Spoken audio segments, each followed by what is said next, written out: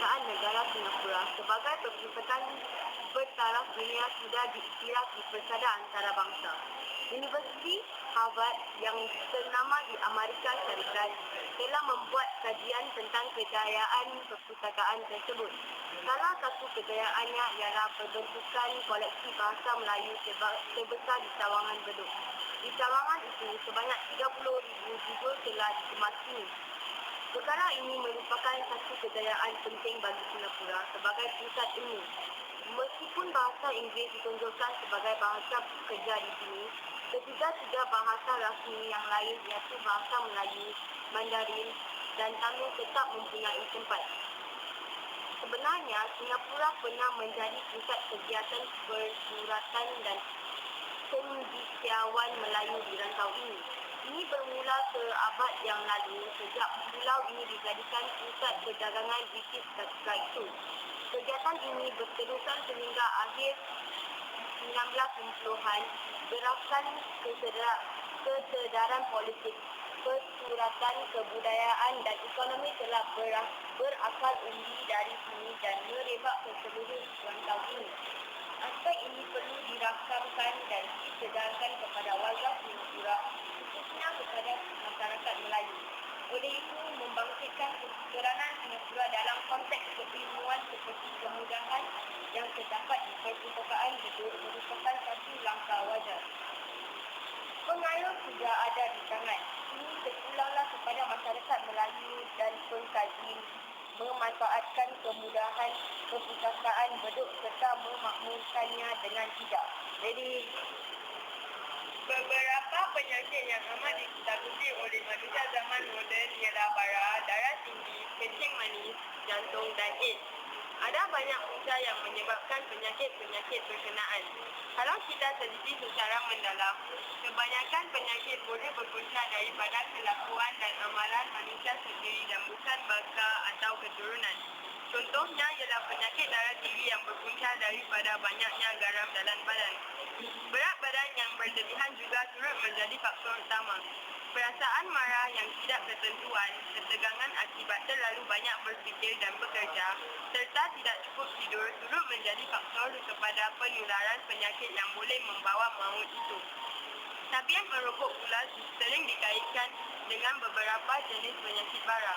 Pertubuhan Kesihatan Sedunia atau WHO melaporkan bahawa perbuatan merokok bertanggungjawab ke atas lebih 90% kes bara paru-paru dan 75% kes bara kerongkong.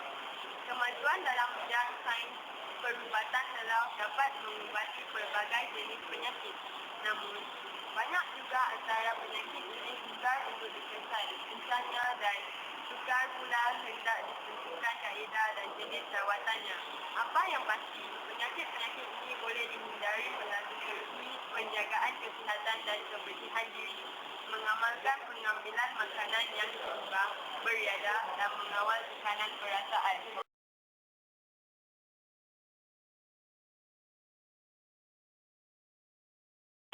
Baik buruknya bekerja sambilan. Baik buruknya kerja sambilan. Kerja sambilan ada baik dan buruknya. Satu perkara buruk jika seorang itu bekerja sambilan ialah bekerja sambilan mengambil waktu yang banyak. Jika seseorang itu adalah seorang pelajar, beliau tidak mungkin ada masa untuk mengulang kaji pelajarannya dan juga tidak ada masa untuk membuat kerja rumah yang telah diberikan oleh guru-gurunya. Ini akan mengakibatkannya untuk merosot dalam kerja seorang. Jika seseorang itu bekerja, beliau akan cepat letih dan ini akan mengakibatkannya untuk lemah semangat untuk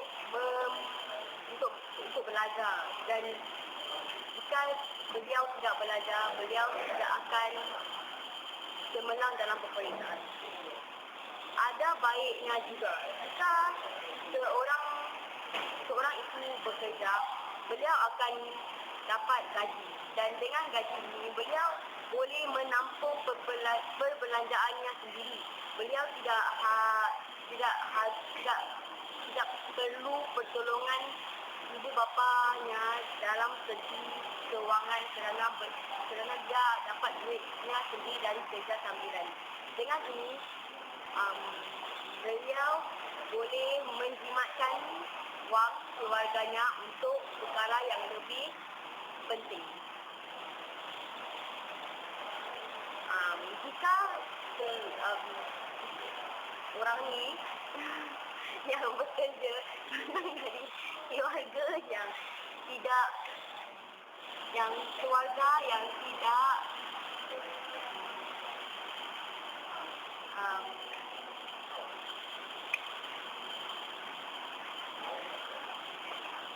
kaya, beliau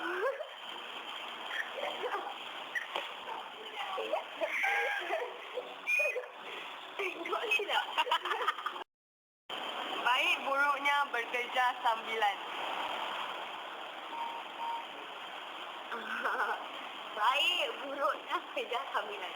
Kerja sambilan ada baik dan buruknya. Satu perkara buruk jika seorang itu bekerja sambilan ialah bekerja sambilan mengambil waktu yang banyak. Jika seseorang itu adalah seorang pelajar, beliau tidak mungkin ada masa untuk mengulang kaji pelajarannya dan juga tidak ada masa untuk membuat kerja rumah yang telah diberikan oleh guru-gurunya. Ini akan mengakibatkannya untuk merosot dalam kerja seorang. Jika seseorang itu bekerja, beliau akan cepat letih dan ini akan mengakibatkannya untuk lemah semangat untuk belajar. Dan jika beliau tidak belajar, beliau tidak akan cemerlang dalam peperiksaan. Ada baiknya juga jika seorang itu bekerja, beliau akan dapat gaji. Dan dengan gaji ini, beliau boleh menampung perbelanjaannya sendiri. Beliau tidak perlu pertolongan ibu bapanya dalam segi kewangan kerana dia dapat duitnya sendiri dari kerja sambilan. Dengan ini, beliau boleh menjimatkan wang keluarganya untuk perkara yang lebih penting. Jika orang ni yang bekerja dari keluarga yang tidak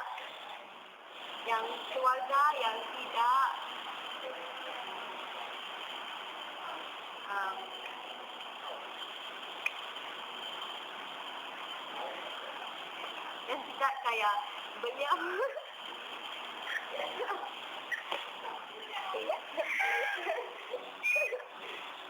tidak. Buruknya kerja sambilan. Keburukan yang ada pada bekerja sambilan ialah daripada persegi seorang pelajar, ia akan mengambil waktu yang banyak dan ini akan membuat seseorang pelajar itu untuk tidak memberi perhatian kepada pelajarannya dan akan memberi perhatian yang lebih kepada pekerjaannya. Dan ini menunjukkan bahawa selepas jam sekolah, pelajar itu akan menghabiskan masanya untuk bekerja daripada untuk belajar. Keburukan yang lain ialah walaupun kalau pelajar itu mempunyai masa untuk belajar pada waktu yang selesai pekerjaannya, dia mungkin tidak akan dapat belajar dengan baik kerana dia mungkin akan merasa letih dan tidak akan hilang konsentrasinya. Kebaikan yang ada pula apabila seseorang pelajar itu bekerja sambilan, mungkin dia akan mendapat pengalaman yang baik daripada pekerjaan tersebut. dan ini akan dapat menolongnya untuk ini akan dapat menolongnya untuk masa hadapan apabila dia bekerja apabila dia mula memasuki kehidupan bekerja. Dan kebaikan yang lain ialah apabila dia mendapat pendapatan sendiri, dia tidak akan dia akan menjadi lebih berdikari dan jimat kerana duit yang dia perolehi adalah hasil titik peluangnya sendiri, dan dia akan untuk lebih dia akan lebih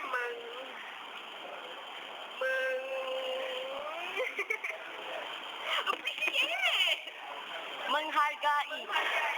Dia akan lebih menghargai pendapatan, dia akan lebih menghargai wangnya dan tidak akan berbelanjanya untuk benda-benda yang tidak penting. Mana bahasa? Okey, bagus. Apa ni?